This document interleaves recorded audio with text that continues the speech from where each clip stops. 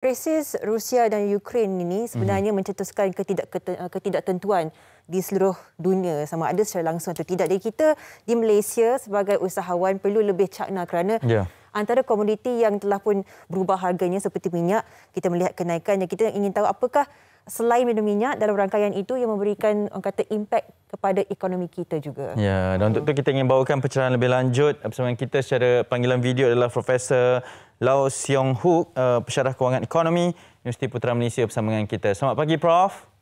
Ya, selamat pagi. Ya, terima kasih kerana sudi bersama kami. Tadi kita dah bawakan sedikit pembukaan ataupun sedikit perbincangan lah berkaitan dengan apa yang berlaku dan pastinya yang dibimbangkan terutama di negara kita walaupun jauh tapi adalah dari sudut kesan ekonominya. Sebagai permulaan mukadimahnya Prof, mungkin boleh kongsikan berkaitan dengan impak ekonomi kepada negara kita tentang krisis yang berlaku di antara Rusia dan juga Ukraine ini Prof.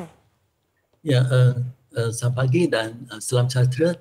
Ya, krisis ini memberi impak dalam jangka pendek dan juga jangka masa panjang. So dari segi jangka masa pendek, kenaikan harga minyak mentah dunia boleh meningkatkan pendapatan negara sebab Malaysia merupakan sebuah negara yang mengeluarkan minyak. Namun ia juga memberi kesan kepada kenaikan harga barang atau inflasi. Terutamanya pihak pengeluar tidak dapat meningkatkan kecekapan pengeluaran akibat kesan daripada harga minyak yang lebih tinggi. Jikalau keadaan kenaikan harga minyak ini berterusan dalam jangka masa yang panjang, ia akan mendorong perkembangan sumber tenaga yang lain seperti tenaga boleh diperbarui, contoh tenaga solar dan juga tenaga angin. Ya. Baik Prof, kita melihat begitu banyak aspek ya dan ia dalam satu rangkaian yang sama. Jadi bagi kita di Malaysia, selain daripada minyak kelapa sawit, petroleum dan sebagainya, adakah terdapatnya produk import ekspor lain yang juga menerima kesan daripada krisis konflik ini bagi negara kita, Prof? Ya, Rusia dan Ukraine bukan merupakan rakan dagangan utama Malaysia. Ekspor ke Rusia dan juga Ukraine cuma 0.4%, manakala import dari kedua-dua negara ialah 0.6% dari jumlah ekspor dan import negara. Jadi produk yang utama yang diimport dari Ukraine adalah seperti produk pertanian seperti bijirin, minyak sayuran, gandum, penghilangan makanan haiwan, besi dan kalori, barang kayu, arang batu, bijian minyak, buah-buahan, produk tenusur, biji bunga matahari dan juga jagung. Manakala import dari Rusia pula ialah bahan api, mineral, minyak, produk penyulingan dan baja, minyak sayuran, aluminium dan bijirin. Jadi ekspor Malaysia ke Ukraine adalah seperti minyak sayuran, getah, peralatan elektrik dan elektronik, koko, sabun, pelincir dan juga lilin. Jadi lebih kurang sama juga ekspor ke Rusia iaitu peralatan elektrik dan elektronik, getah, jentera, minyak sayuran, haiwan, koko, sabun, pelincir, lilin, berbagai persediaan yang boleh makan, sayuran dan yang boleh dimakan dan juga akar dan ubi tertentu. Ya. So ini adalah import dan ekspor kedua-dua negara.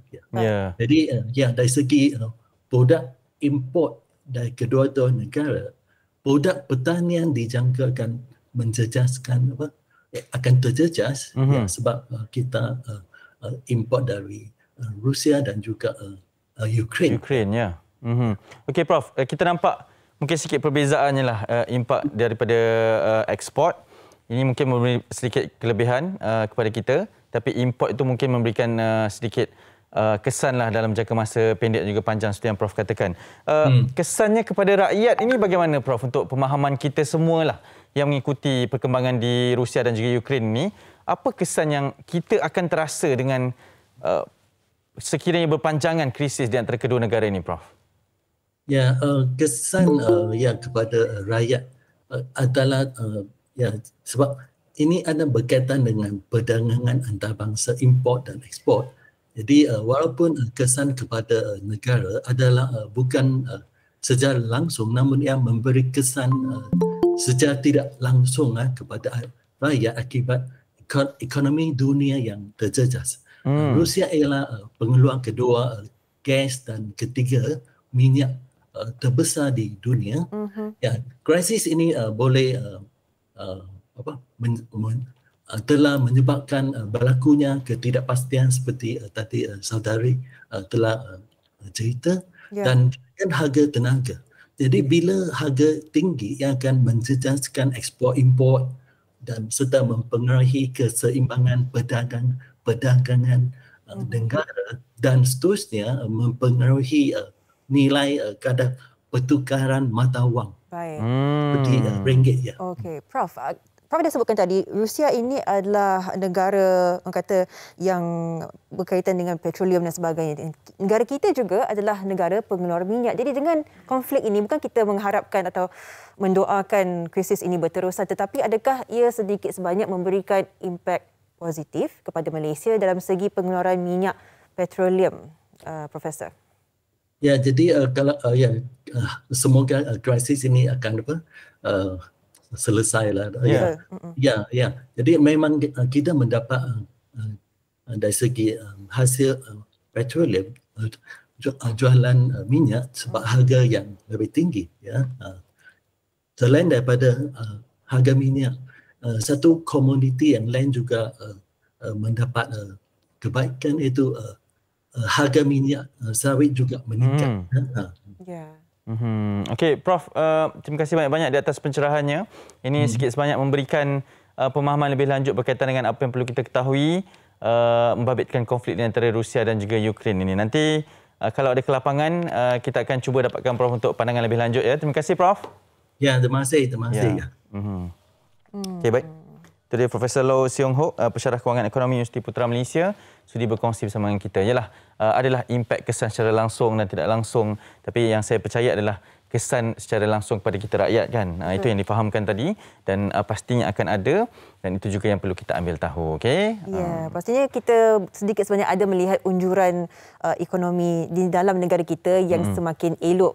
Tapi setentunya kita tidak mengharapkan krisis ini berpanjangan, tapi kita harapkan yang mendoakan yang terbaik, dan kita ucapkan terima kasih kepada Prof tadi memberikan sedikit penerangan.